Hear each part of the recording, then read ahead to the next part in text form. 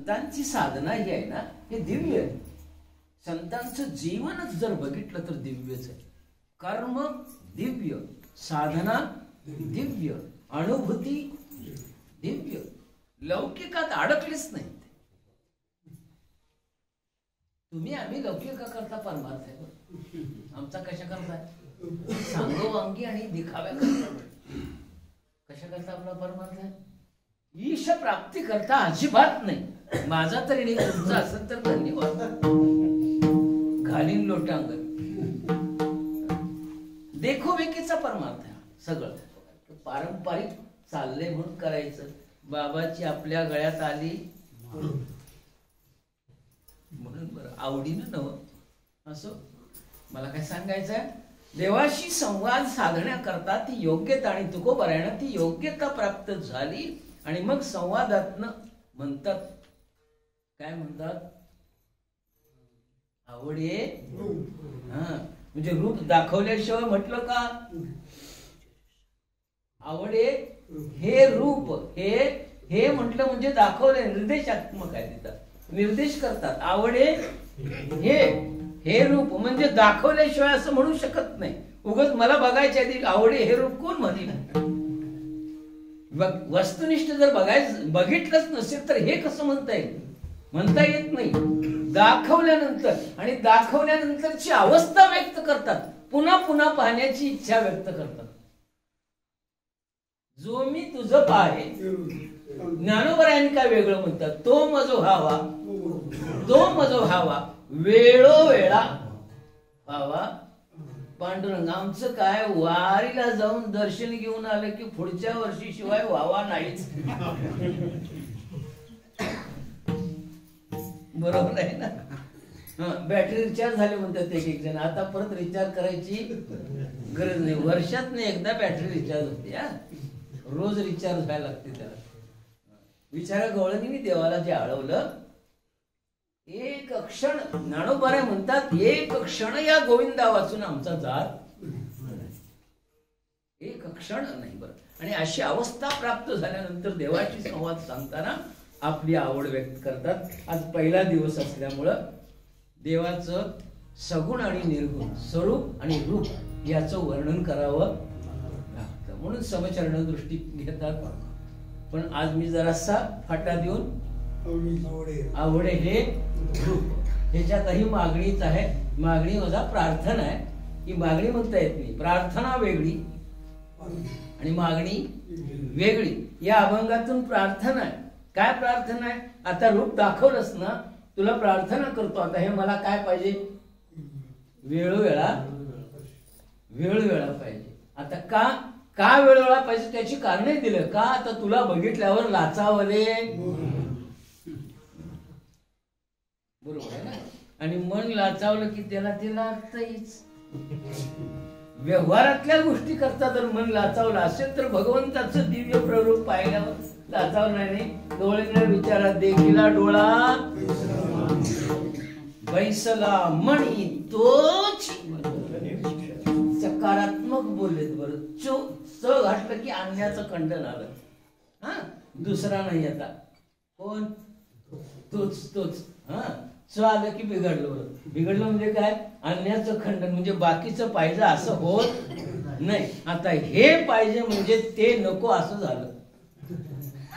इथं महाराज सुद्धा काय म्हणलात? आवडे हे म्हणजे दुसरं नको, म्हणजे त्याचा तिचं खंडन आहे. हा, म्हणजे बाकीच्याचं खंडन म्हणजे हेच पाहिजे. जसं तुम्ही बघायला गेल्यावर म्हणला हीच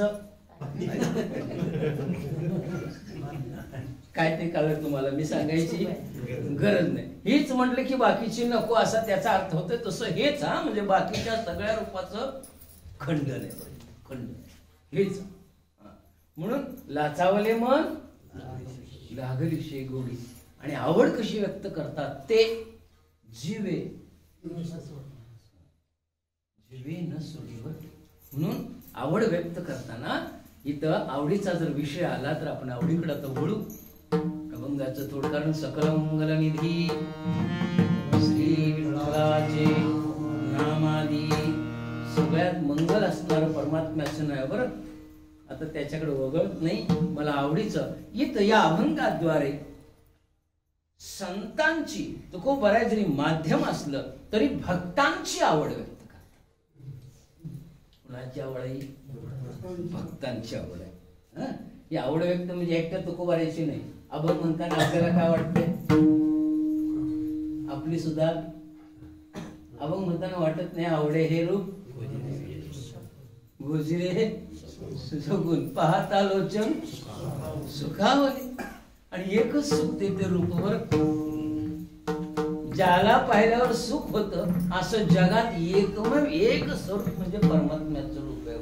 बाकीच्यांना पाहिल्यावर सुख होईलच असं नाही. तुम्हाला त्याचा अनुभव एकेकाला बघितलं की कपाळात जाऊ देत.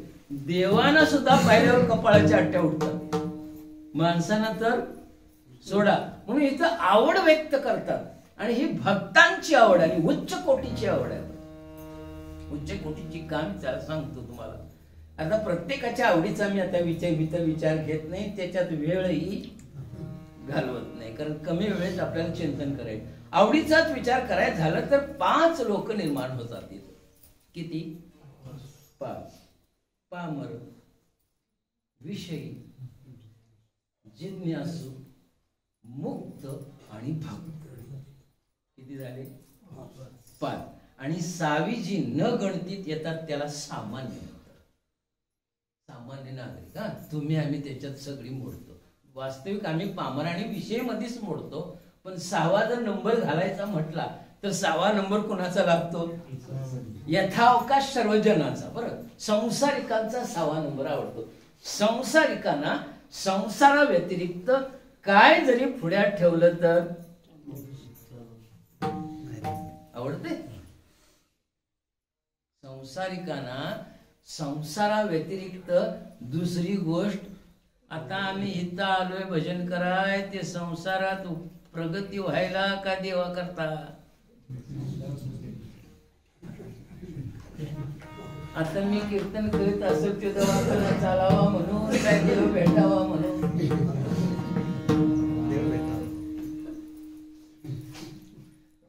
माझं जे चिंतन चाललंय, लोकांनी म्हणावं डॉक्टर बी आहे आणि कीर्तन बी करतय, भक्त बी आहे.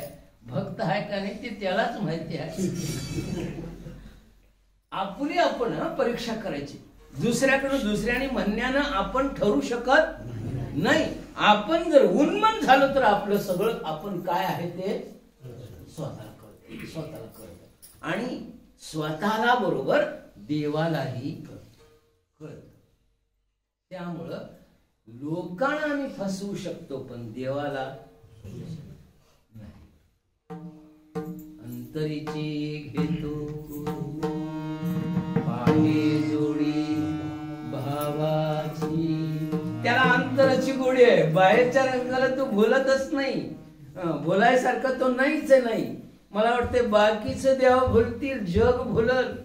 मी म्हटलं ना, आपण जर आता ते महाराजांची जर एकेका महाराजांची जर बाहेरची वेशभूषा बघितली तर केवढा बी मोठा आहे काय की. आता एक आता फॉर्च्यून गाडी घेऊन यायला लागली. कुठली गाडी? फॉर्च्यून. आता घेईल नाही तर काय करेल? कीर्तनाला 50,000 घ्यायल्यावर फॉर्च्यून घ्यायला काय होतं? 2 तासाला जर 50,000 पगार पडत असेल तेवढा आमच्या नरेंद्र मोदी साहेबांनी बी नाही.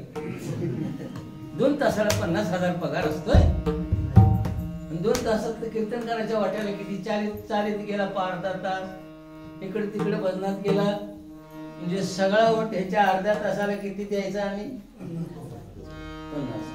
बाजार मांडला तर मी त्याच्यावर बोलत नाही आणि बोलून काही परिवर्तन बी होत नाही. आणि आम्हाला तसलीच आवडते त्याला आम्ही काय करतो?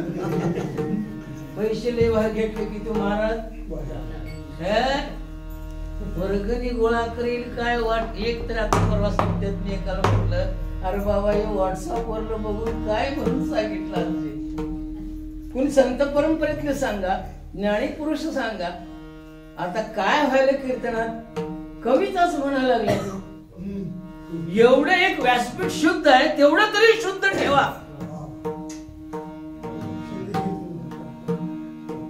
नियम काय आपल्या संप्रदायाचा? क्षेपक काय स्वीकारायचं, अभंग आम्ही भजनात क्षेपक असला तर तुकोबारायांचे 234 अभंग आहेत, 334 अभंग क्षेपक म्हणून आहेत, ते सुद्धा आम्ही भजनात म्हणत नाही. आणि तुम्ही आई माझा मायेचा सागरनी बाबा ढोर सुरू केला.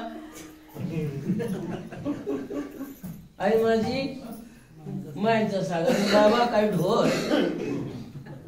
अरे काय चाललंय काय या व्यासपीठावर ते म्हणू नका. तुम्हाला एक पात्री प्रयोग करा, तिथे भरपूर लोक तुम्हाला मदत करतील आणि ते बघायला पण येतील. पण कीर्तनाच्या व्यासपीठावरून अशा काही गोष्टी करू नका बरं. आणि याला संप्रदाय जबाबदार आहे. कोण कोणाचं बोलायला तिथं धजावत नाही, तू म्हणू नकोस म्हणत नाही. आणि सांगायला गेले की तुझ्या बाचा आहे काय म्हणते. परवा ती स्पष्ट तात्यानं म्हणाल बंडाता त्यानं, संप्रदाय का तुझ्या बाबाचा. याला कारणीभूत आमचे धर्माचारी आहेत. जर सुरुवातीला ज्या त्यावेळी जिथं तिथं थांबवलं असतं तर हा बाजार झाला नसता. खड बोलले तुकोबार आहे त्यावेळी सुद्धा. म्हणून तर संप्रदाय टिकून राहिला. 700 वर्ष झाली आज. संप्रदायाकडे कोणाचं बोट करायची बात नव्हती, पण आता संप्रदायाचा तमाशा झाला. कोण व्याख्याता म्हणून येतोय ते व्याख्यानच इथं लावतोय. बरोबर आहे काय चुक. जो कवी म्हणून येतोय ते सगळ्या तिकडं कोण विचारित म्हणायचं हिथं बोल. आता हे संप्रदायाकडे बघून लोक येतात काय त्या वक्त्याकडे बघून, कुणाकडे बघून येतात? संत परंपरेकडे बघून लोक कीर्तनाला येतात. तुमच्या वक्तव्याला भरून येत नाही. एक लक्षात ठेवायचं. कुणाकडे बघून येते ती लोक? संत परंपरा. म्हणून संत परंपरा जोपासा बरं. आणि किती सांगायचं, आता काहीतरी पर्याय करायला लागेल ना तर हा सुद्धा संप्रदाय भेसळ झाल्याशिवाय. आता काही लोक म्हणाले हेच होय कीर्तन. संत विचार बाजूलाच हो. व्याख्याते आले, गायक आले, कवी आले, उठलं सुटलं. कोण आईवर कीर्तन करायला आहे, कोण बाबावर कीर्तन करायला आहे, कोण महाराजावर कीर्तन करायला लागलाय. छत्रपती महाराजांच्याबद्दल बोलायचं आहे म्हण रे पवाडा. आणि तापीव लोकांनी येतात की ऐकायला, कीर्तनात कशाला बोंब मारतो त्यांच्या नावावर. बरोबर आहे ना. महाराजांची जर शौर्य गाथा गायची असेल तर कुठे गावी ती? घे हातात ढब, बसतात लोक ऐकायला. हे व्यासपीठ शुद्ध आणि शुद्ध संप्रदाय आणि भगवत भजन, भगवत भक्ती वाढवण्याकरता या मर्यादा संतांनी घालून दिल्यात. मी आमच्या पदरचं बोलत नाही. कीर्तनाची मर्यादा घातलेली आहे. आता का बोलावा लागले? आणि तुम्ही सुद्धा एक करा. फक्त रामकृष्ण म्हणणार असणारा बाबा असू दे, नाही संप्रदायाचं सांगणार असू दे, त्यालाच सांगा. अशानं नाही सांगितलं तर कुत्र्यासारखी गप असतात. त्याला चावट केले तर आम्ही लोकांनी काय चुकीचं बोलालो मी? नुसता राम कीर्तन म्हणजे काय? महाराजांना एकाने सांगितलं महाराज असं कीर्तन करा, असं कीर्तन करा. याच्यापूर्वी आम्ही कधी ऐकलं नसं. महाराजांनी जे कीर्तन सुरू केलं, रामकृष्ण हरी सुरू केलं तर काकड्यापर्यंत रामकृष्ण घोंगडं वालच तेवढं थांबलं. महाराज म्हटले रामकृष्ण हरीपेक्षा गोड कीर्तन आहेच काय? अरे रामकृष्ण हरीपेक्षा असं गोड दुसऱ्या जगात काही नाहीच ना. गोड तुझे रूप, गोड तुझे या व्यतिरिक्त महाराजांनी नुसतं विनोद नाही आहे बरं, वास्तव महाराजांनी केलं. काय म्हटलं देव? अखंड कीर्तन संपेपर्यंत रामकृष्ण. आता तरी पंचपदी होईल. महाराज पुढचा रूपाचा तरी घेतील, ध्यानाचा तरी घेतील. महाराजांनी रूप बी घ्याय नाही, ध्यान बी घ्याय नाही. रामकृष्णाचा रपाटा सुरू झाला, सगळे उठून गेले पण महाराज रंगले. याला शुद्ध भक्ती म्हणतात, याला शुद्ध प्रेम. म्हणून देवाबरोबर संवाद साधता आला. लोकांच्या नादाला लागून लोकांना आवडते म्हणून काय बी सांगून जर केले असते तर वैकुंठाला गेले नसते. लोकांचं रंजन करणं हा कीर्तनाचा उद्देश. लोकांचं परिवर्तन करणे हा कीर्तनाचा उद्देश आहे. आता काय बोलायचं कुणाला, काय करायचं कुणाला, सगळं अवघड आहे. परवा मी संत संमेलनामध्ये हा विषय मांडला. याच्यावर काहीतरी तुमची कमिटी नेमू. सर्वांमध्ये सर्व संप्रदायाचे सर्व फडाचे अधिकारी एकत्र या. एकालाही घेऊ नका. सगळ्या संप्रदायाचे, सगळ्या फडाचे, हिंदू धर्माचे जेवढे आचार्य असतील त्यांनी एकत्र या आणि त्यांना काहीतरी मर्यादा घाला. कीर्तनाच्या व्यासपीठावरून हे बोलायचं असेल तर तुम्ही कीर्तनाच्या व्यासपीठावर उभा राहू नका, नियमावली करा. कारण या संप्रदायाकडे जगातले सगळे लोक बघतात, महाराष्ट्रातले नव्हे. कुठले? जगातले शुद्ध संप्रदाय. आणि तो फक्त आणि फक्त संतांच्या मुळे आहे. आणि ती परंपरा जोपात असताना लोकांनी असं करावं हे चुकीचं आहे. थोडंसं बोललो, विषयाला फाटा देऊ, पण विषयाकडे येतो. आवडीचाच विषय असेल तर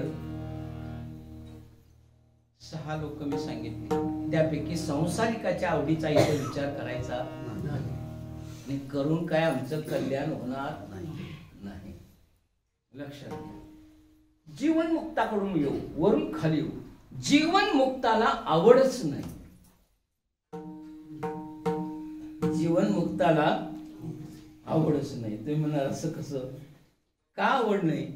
जीवनमुक्ताला उच्च कोटीचं ब्रह्मज्ञान झाल्यामुळं त्याची जी आवड उत्पन्न होणारी वृत्ती आहे ती ब्रह्मस्वरूपात विलीन झाल्यामुळं त्याची आवड शिल्लक राहत नाही. तो ब्रह्मरूप होतो. का म्हटलं मी? जीवनमुक्ताला आवड का नाही? आवड कशामुळे निर्माण होते? अंतःकरणामध्ये वृत्ती नावाचं जे एक प्रकरण आहे, समचरण दृष्टी तेथे माझी हरी. आता इथं महाराजांचं असं आहे, वृत्तीचा विलय करायनी महाराजांनी. हे महाराजांचं वैशिष्ट्य आहे भक्तीतलं. राव म्हटले, विलय केला नाही, संपवली नाही वृत्ती. नाही तर मग तुका म्हणे गर्भ अशी म्हटले नसते. आशा ठेवून वृत्ती राव म्हटले, वृत्तीचा विलय नाही, वृत्ती संपव म्हटलेले नाही. जीवनमुक्ताने मुनी मुक्त झाले भेने. जे जीवनमुक्त आहेत ना ते भिवून गर्भवासाला भ्याले. पुन्हा जन्म मिळालाच तर आमच्याकडून भक्तीच होईल ह्याची त्यांना गॅरंटी नव्हती. बरं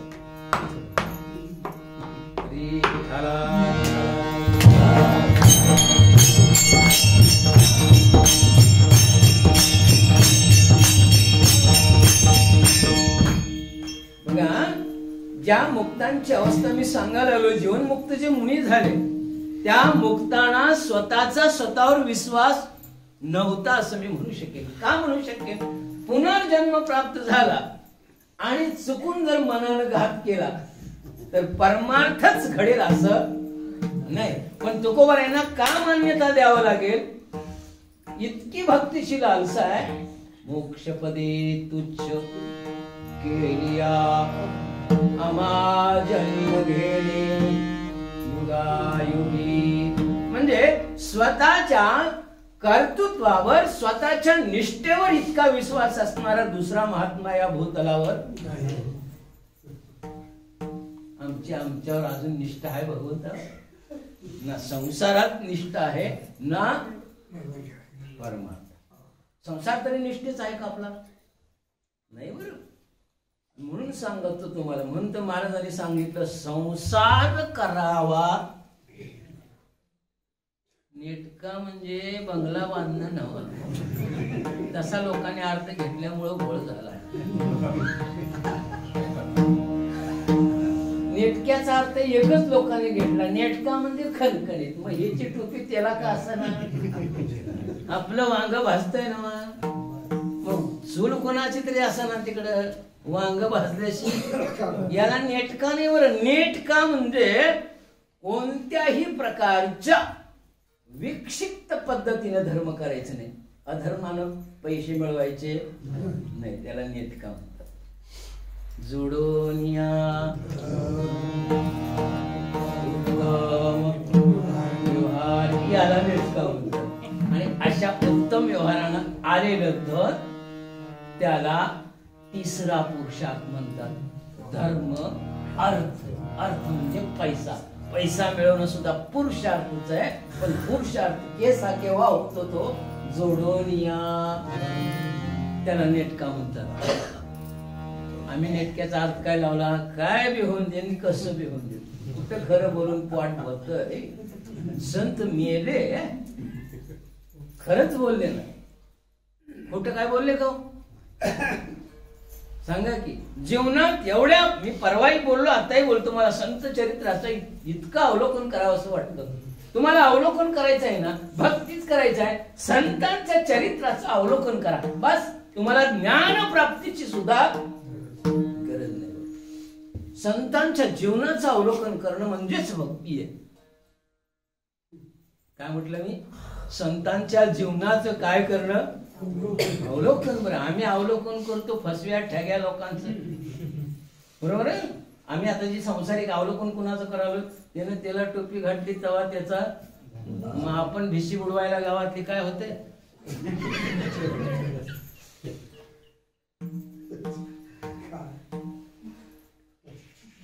अडचण. जाऊ द्या. जीवनमुक्ताला का, मी जीवनमुक्ताकडे होतो, आवडीचा प्रश्न आहे, थोडा वेळ होईल, आधीच वेळ झालाय आणि माझं संपत नाही लवकर. जीवनमुक्ताला आवड का नाही, याची वृत्तीचा विलय झाला. जिथून आवड नावाची उर्मी निर्माण होती, ती वृत्तीच शिल्लक न राहिल्यामुळं आता आम्हाला जे आवड निर्माण व्हायला ती कशामुळं, आमच्या अंतःकरणात काय बुवाचे आहे, तुमच्या आहे. आता बुवाच्या अंतःकरणात वृत्ती काय आहे, पाकिटाच्या आरशेनं कीर्तन करायला काय देवाच्या शिवाय, संपला विषय. म्हणजे अजून वृत्ती तर आहे. गुरुजींच्याकडं काहीतरी पाकिट मिळणार, हा कशाचा खेळ आहे, वृत्तीचा. बरोबर, हे एक नुसतं सांगितलं. आता वृत्ती सांगतो मी, तुमच्या लक्षात येईल. वृत्ती म्हणजे काय, प्राप्त सुखानं कधीही तृप्त न होते, तिला काय म्हणायचं. आपल्याला प्राप्त झालेल्या सुखात कोण कोण समाधी आहे, समाधान आहे का, संतांचं वाक्य सांगतो, ठेविले आनंदे.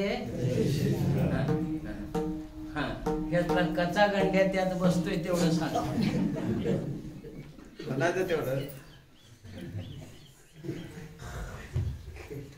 काय म्हटलं, परमार्थिक जीवन जगायचं आहे ना, त्याला ही मात्रा आणि नियम घालून दिला संतांनी. प्राप्त सुखामध्ये समाधानानं जगणं, हाच परमार्थ आहे. का नाही, वृत्ती गप राहत नाही. जाऊन दे भावान बंगला बांधल्यावर पोटात दुखतंय तिथं, बाकीच्यांचं कशाला. हा सगळा वृत्तीचा खेळ आहे. कारण माझ्याकडे आलं हो, एक दुःख आलं, पोटात दुखालय म्हणाल, सगळं तपासलं तर सगळं ठीकच होतं याच. मी म्हटलं कशान दुखालय ते तुम्हाला गावायचं नाही. काय झालं, बंधून बंगला बांधल्यापासून पोटात दुखालय. आता याच्यावर कुठला औषध घालायचं सांग, गोळी काम करेल का इंजेक्शन काम करेल, याचा वृत्तीत बदल झाल्याशिवाय ते होत. अजून वृत्ती सांगू का तुम्हाला, परवा माझ्याकडे गाडी मागायला आलं, गाडी 4 व्हीलर. जरा सासरवाडला जाऊन येतो आणि तुमची गाडी. म्हटलं किती वाजेपर्यंत येणार तू, जाऊ. एक 8-9 वाजेल म्हणला संध्याकाळचं. म्हटलं मला कीर्तनाला जायचं आहे आणि तुला 7च्या आत यायला असेल तर गाडी न्यायला काय हरकत नाही, 7च्या आत काय मला यायला होत नाही. मग म्हटलं मला गाडी द्यायला जमत नाही. मग आता संपायला पाहिजे का नाही विषय, इथं मी नाही म्हटलं तर का इथं विषय संपायला. मग वृत्ती कसली, 56 घेऊन म्हणले असल्या, किती घेईन 56 घेईन. आणि असल्या फडतूस गाडीत बसत नाही मला. कसली गाडी आहे ती आता, कशाचा कारभार आहे.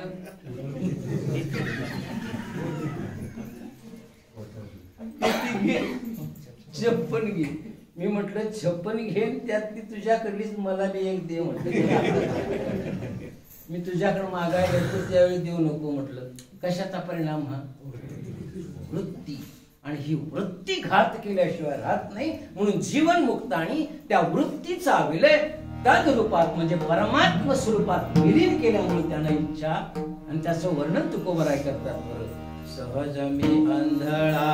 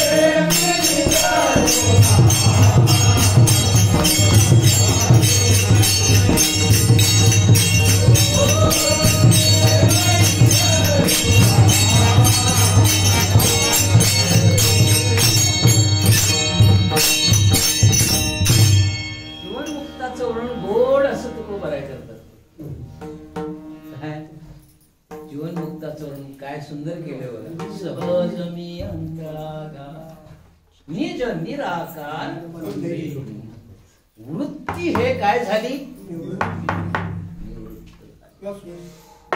जन नदीसे पुढं मी माझे काय कशाचा हा परिणाम ब्रह्मज्ञान झाल्यामुळं अहम आणि मम अध्यासाचा काय झाला अहम अध्यास गेला आणि मम मी आणि माझं गेलं आणि ज्याचं मी आणि माझं गेलं तो तद्रूप झाल्याशिवाय अहम ममतेच्या आलं माते न पवतीच बापुडी म्हणून जन्म दुसरा पर्याय काय मी माझे पण विसरले जयाचे पार्था तो संन्यासी जाण निरंतर मग तो जीवन मुक्त आहे. मग त्याची मी आणि माझं नाही तर मग आवडीचा प्रश्नच नाही ना. म्हणून इथं वर्णन करताना तुकोबाराय लिहितात काय म्हणले, सहज मी अंध. याला वेदांत शास्त्रामध्ये दृष्टी सृष्टी आणि सृष्टी दृष्टी न्याय काय म्हणतात, त्याला दोन न्याय सांगितले, एक दृष्टी सृष्टी आणि एक सृष्टी दृष्टी. आता जीवनमुक्ताचा काय झाला, ज्याला दृष्टी सृष्टी ही सृष्टी रूपाने दिसत नाही. ही सृष्टी कशामुळे काय दिसायला लागली, जगत रूपाने दिसायला. कशी दिसायला लागली, त्याला जन न दिसे तिथं जग दिसायला तयार नाही. आता वास्तविक जर चिंतन करायचं म्हटलं याचं, तर वास्तविक जगातलं काहीच बदललेलं नाही. हाय तेच आहे, माणसं हाय तीच आहेत, अक्का लोक हाय तीच आहेत, पोरं बाळ हाय तीच आहेत, झाड तीच आहेत, जमीन तीच आहे, पाणी तेच आहे, ढेकाण वाकळा पिसवा सगळं. पण याची दृष्टी बदलली. काय बदलली, जगताकडं पाण्याची जीवन मुक्ताची काय बदलली, याला दृष्टी सृष्टी म्हणतात. जे दृष्टीनं दिसू लागलं ते त्याला काय दिसायला लागलं, जिकडे पाहे तिकडे सर्वमय गोविंद गोविंद गोविंद दिसायला. कशाचा परिणाम हा, जे जे भेटे भूत ते माणीचे. हा बुद्धीचा निश्चय, याला निश्चयात्मक ब्रह्मज्ञान लागतं. नुसतं सांगोवांगीचं ब्रह्मज्ञान चालत नाही. सांगायचं म्हणतंय दृष्टीचा बाद झाला नाही, अरे बाद तुझा झालाय का, काय नुसताच बळकबकायला लागलाय, कळते ना. हे ज्ञानोबरायने म्हणावं, संतांनी म्हणावं, सर्वमय गोविंद कोणी म्हणावं, अवघेची त्रैलोक्य हे ते संतांनी म्हणावं. आपली ती अवस्था आम्ही सांगू शकतो. विचारसागरातलं, वृत्ती प्रभाकरातलं, वेदांताचं सार काढून हा दृष्टी सृष्टीवाद. पण तुझ्यात काय बदल आहे का, हे जीवनमुक्ताचं वर्णन आहे. जीवनमुक्ताला जगत जगत रूपानं न दिसता जगदीश्वर रूपानं दिसायला लागलं. वास्तविक बदल झाला नाही. वेदांत शास्त्र असं सांगतंय, माणसाच्या दृष्टीत बदल झाला की क्रिया बदलते. काय बदलते, दृष्टीत बदल झाला की काय बदलते, क्रिया. तुम्हाला ग्रामीण उदाहरण देतो, म्हणजे वेदांताच्या गोष्टी जड आहेत, त्यामुळं माझी भाषा कशी असते, बोली भाषेतून तत्वज्ञान. बोलायचं तत्वज्ञान पण बोली भाषेतून. उदाहरण देऊन सांगतो. कसं आहे, दृष्टी बदलली की क्रिया बदलते. याच्याकरता तुम्हाला एक ग्रामीण दृष्टांत देतो. एका माऊलीचा पती एक्सपायर्ड, एकचा एक पोरगा होता, एकचा एक पोरगा. मालक गेला, पोरग हुशार होत, पण आईनं मेहनत करून त्या मुलाला शाळा शिकवली. फार मोठा झाला, फार मोठा ऑफिसर झाला तो मुलगा शिकल्यानंतर. आणि ऑफिसमध्ये कामाला राहायला आणि तिकडच शुभमंगलम करून घेतलं. आणि असंच होतंय आता.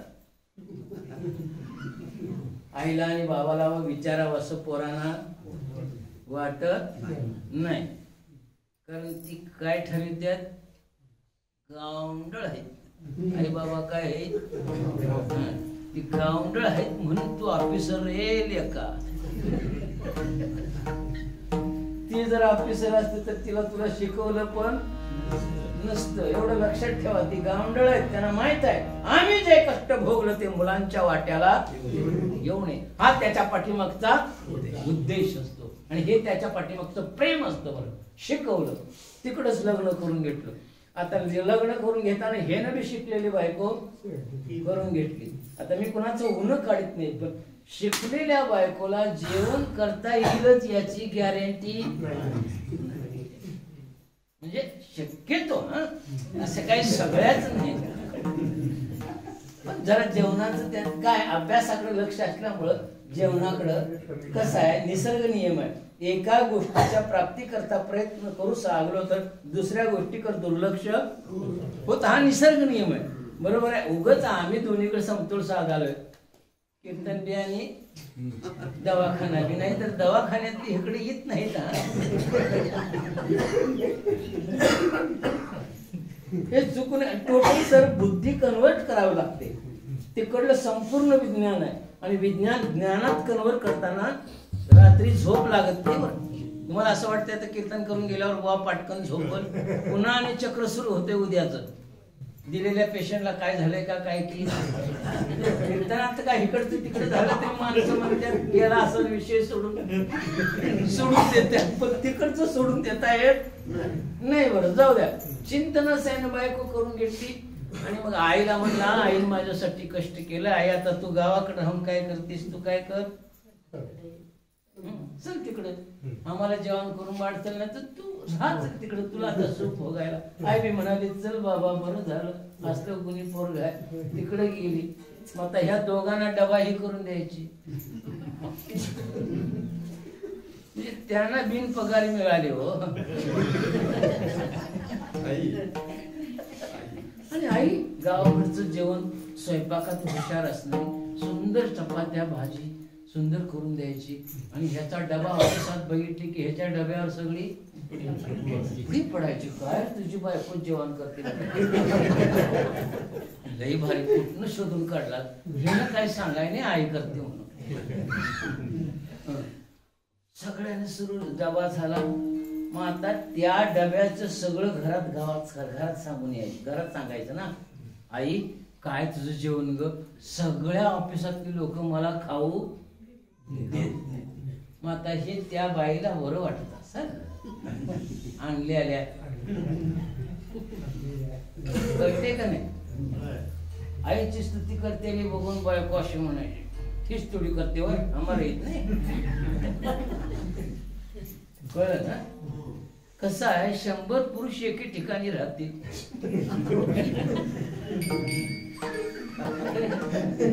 बैठकीच्या खोलीत आम्ही मुंबईला 50 जण एकत्र असतोय, पण 2 बायका एकत्र आल्या की भांडण सुरू. जाऊ दे, मला त्याच्यावर बघायचं. मला काय सांगायचं आहे, ज्ञान झालं की क्रिया बदलली, एवढं मला सांगायचं. म्हणून हा दृष्टांत ग्रामीण द्यायला. त्याचा डबा सगळा झाल्यानंतर एक दिवस म्हणाले, आजच्या वेळेला उद्यापासून तुम्ही डबा करायचा. बर, तुला बी खायला मिळत आणि त्याला बी मिळत. आता आईची स्तुती केल्यावर तुझं पोट दुखायची काय गरजच नव्हती ना. सुंदर जेवण रोज खायला मिळतंय आणि बिन कष्टाचं मिळतंय, गप करायला पाहिजे. मग म्हटले कर बाई, तुला येत असेल तर तुझ्या पद्धतीनं कर. बरं झालं, मला बी थोडी सुट्टी मिळाली, विश्रांती. आता हिनं कवा केलंय तेव्हा हिनं काढलं ते बुक पाक कला, सगळी पाक कला. पाककलेचं पुस्तक काढल्यानंतर हिने काय केलं, चपातीला बनवाय कुठे त्या चपाती 14 नंबर काढले ना. चपाती 14 नंबरला होती. त्याच्यात लिहिलेलं होतं परात घ्या. हिनं परात घेतली आणि ती थोडं गव्हाचं पीठ घेतलं, त्याच्यात मीठ टाकलं, ते मळलं, पण घट्ट का पातळ त्याच्यात लिहिलं. प्रॅक्टिकली नॉलेज वेगळं आणि पुस्तकी ज्ञान. भक्ती सुद्धा तसंच आहे. भक्ती आम्ही अनुकरण करतोय त्यामुळे आम्हाला फसायला व्हायला लागले. हे प्रॅक्टिकली नॉलेज पाहिजे. ऐकून सांगून भक्ती होत नाही. ऐकून सांगून संसारातली गोष्ट होत नसेल तर भक्ती शक्यच नाही. बरं, तू का म्हणे अंगे हवे ते आपण बरं तर आहे, नाहीतर मग नाही. बरं, अवघड आहे. तिनं घेतलं, पीठ मळलं, ते जरासं पातळ झालं, मग म्हणायला लागले पळपोट घ्या, लाटणा घ्या. हिनं पळपोट बी घेतला, लाटणा बी घेतला, त्याच्यावर ते पीठ ठेवलं. आता वाटा. आता वाटताना चपातीचा आकार लिहिलेला असतोय का, किती बाय किती, फक्त लाटा एवढं दिलेलं असतं. हे किती बाय किती हिला माहित नाही. चपातीच्या 2 गोष्टीवर आकारमान असतं. एक तर तव्याची तब्येत बघावी, नाही तर पळपोट बघावी, तर चपाती होती. बरोबर ना. तव्याच्या तब्येतीप्रमाणे तरी करावी एक, नाहीतर पळकोटाची तरी तब्येत बघावी लागते. हिनं आपला महाराष्ट्राचा नकाशा करून टाकला सगळा.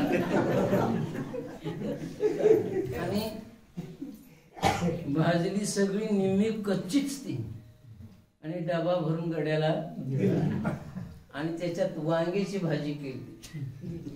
ते वांग्याच्या भाजीचं आणि त्या आमटीचं गणितच बसना, ती वरच तळगायला लागली. डबा भरून दिला. हिनं आपलं रोज दुपारच्या वेळेला डबा सोडला. सगळी पळत आली आज काहीतरी वेगळं खायला. बघितली चपाती तर हातान तुटन. शेवटी तिला दातान तोडायची पाळी आली. सगळी म्हणाली बाबा आज तर गणित काही आई काय जागी ती काय काहीच बोलायचं. बरं अपमान झाला याचा जेवणाचा. त्याला पारा चढला बघा, तापलाच गडी. घराकडाला पाया पित आई कुठे आहे म्हणले. आई तुला काय कळतंय का नाही मला, कसला असला डबा देतात काय, तुला करायचं जमत नव्हतं तर बायकोला सांगायचं नव्हतं. सगळा एकदम फुल तापला गडी. 80 डिग्री एकदम गेलं सेल्सिअसवर, लांब गेलं. आईवर आई म्हणजे आई काय ऐकायचं म्हणला तुला, इथं तुला ह्याच्यासाठी जाणली हा काय.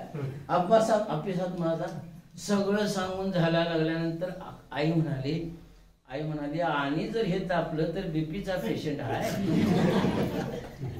मधीच अटॅक घेऊन गचकाय नको. आधीच सांगितलेलं म्हणली जर ऐक खरी, आज डबा मी कराय नव्हता, मग कोणी खेळता तुझ्या बाहेर असं याबद्दल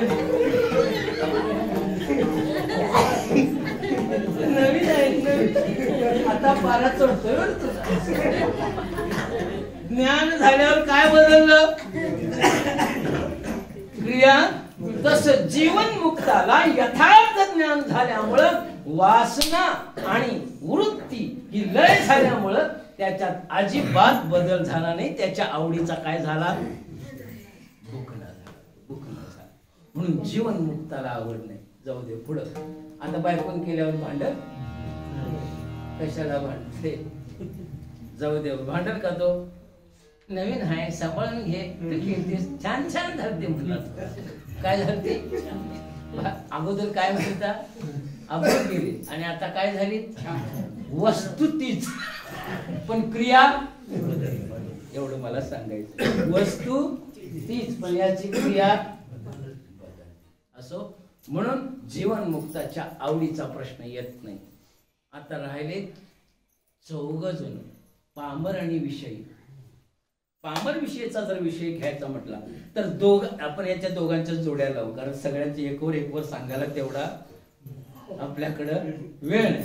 पामर आणि विषयी आणि जिज्ञासू आणि ज्ञानी म्हणजे मुक्त.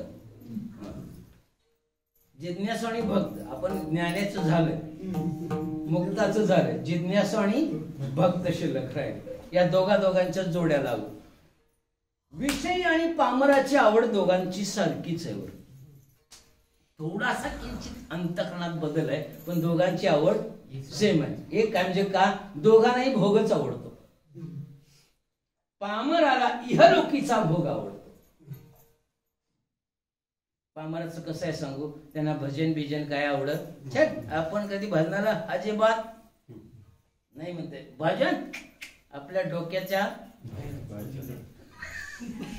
बाहेरचा विषय म्हणते. ते बघा, चला एखाद्याला म्हटलं, 10व्यावाल्याला चला म्हटलं तर भजनाला आपलं काम न. ह्याचं काय काम, यावत जीवत सुखी नाम जीवत ऋणम कृत्वा खाओ पिओ.